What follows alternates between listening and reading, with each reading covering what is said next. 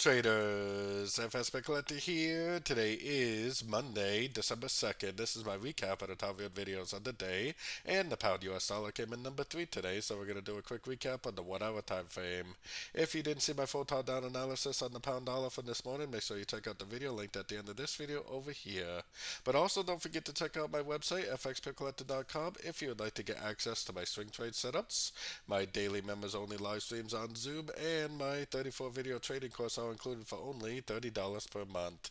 So anyways, on the pound dollar, we had a pretty good push to the downside today, which I think was pretty likely in a ways. Mostly because to me this looks like a very clear uptrend. I think this is either a wave A or a wave one. I'm definitely leaning towards A, but we'll have to keep an eye on it.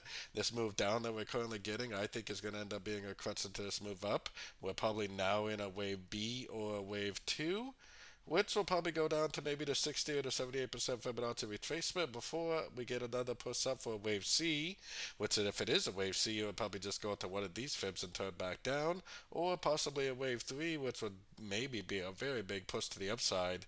It is a non-farm payroll week, so we can't rule out the possibility of a 1, 2, 3, that's for sure.